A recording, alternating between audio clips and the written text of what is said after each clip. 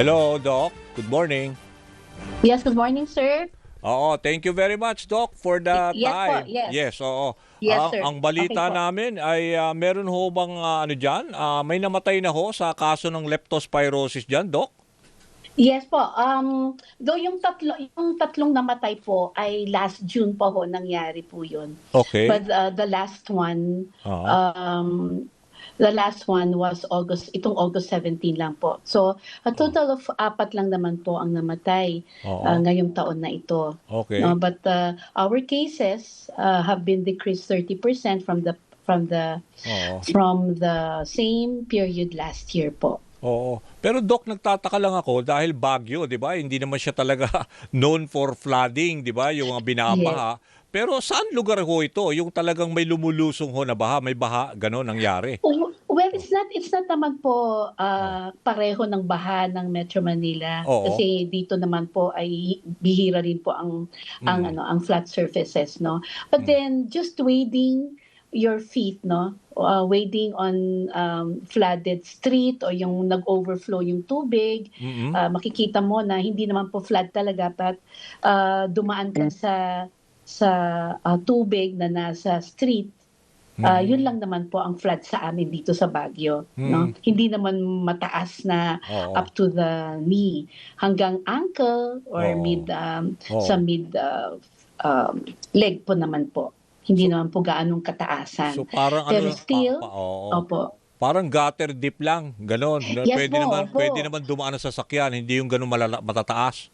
Oh, hindi naman po. Oo. Napakaliit lang po, mga how many inches, siguro Oo. 3 to 6, Oo. 3 inches, gano'n na po ang pinakamataas po na Saan lugar floods ho po ito? natin. Sa Baguio City mismo, Doc? May mga ano po Oo. tayo, 'no, like let's say in the outskirts of Baguio City, meron po Oo. tayong mga floody streets po do'n sa ating mga Oo. barangays Oo. at meron hindi naman po yung namatay itong August 17, hindi naman po siya talaga taga Baguio, 'no. So, Ah. um, Oo. nagamit lang po siya, hindi po transient lang po siya dito sa Baguio at lumalabas po siya outside Baguio po. Kaya maaaring hindi rin po niya nakuha dito sa Oo. Baguio yung kanyang leptospirosis po. Pero sa ngayon po, Doc, kamusta ho ang lagay ng panahon diyan? Alam ko, part din ng Northern Luzon na tinatamaan itong mga rainfall warning, no? Kasi Opo, last time that I talked to Mayor Magalong, 'di ba yung problema nun sa ano, yung marami namatay, yung diyan landslide, naalala nyo? opo. Oo. Oo. Totoo po 'yan, sir, 'no, until now, 'no, until now. Only siguro Maulan pa rin?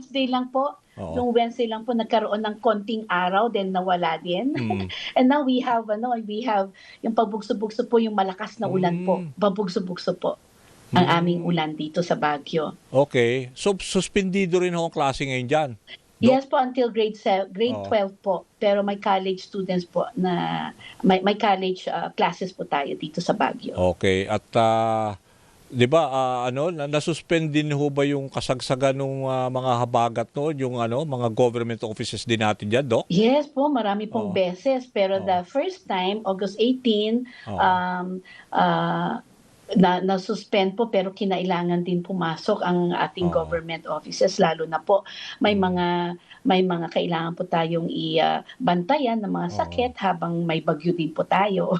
Okay. Gano'n po. So maliban, Doc, sa leptospirosis, ano ho pa yung mga concerning na mga, let's say, mga sakit na posible, Yeah, lalo na yung dengue, wala naman yes tayong po. ano, problema? O Oo. Opo, we are monitoring our dengue, 'no. Oo. It's already a Mm. year-round illness po natin. So, we had an increase last July, pero Mm. still we are below the cases, 'no, compared the same period last year. So, Mm. mababa pa rin po ang ating dengue, pero alam po natin na pagka ganito pong malakas ang ulan, 'no, Mm. sir, natatapon po yung ating mga nakaimbak na tubig po sa labas Mm. ng bahay. Mm. Pero pa yung paliit-liit lang po, mga short trains at paambon-ambon, doon po tayo nagkakaroon ng problema at kailangan pong lumabas ang ating mga residente para linisin po ang kanilang paligid para po hindi po makita po nila yung mga nakaambak na tubig na pwedeng pamugaran po ng ating mga lamok. Pero Ayan. maganda yung binanggit nyo kanina, at least compared to last year, itong kaso ng leptospirosis, bumaba ng mahigit 39% pa yata, di ba? 30% Tama po ba? na Oo. mababa. Yes, sir. So, Oo. sana po ay tuloy-tuloy na po, hindi na po magkaroon ng mga kaso ng leptospirosis at ngayon, sana po, ngayon aware na po sana yung mga residente natin na wag lang po sila basta-basta lumusong sa ating mga baha. Oo. So for now, hindi naman kasi katulad dito sa mga San Lazaro Hospital, overwhelmed ho yung ating mga health workers. So Yes po. diyan naman ho, Opo. wala naman tayo siguro kailangan na extra ward for lepto patients.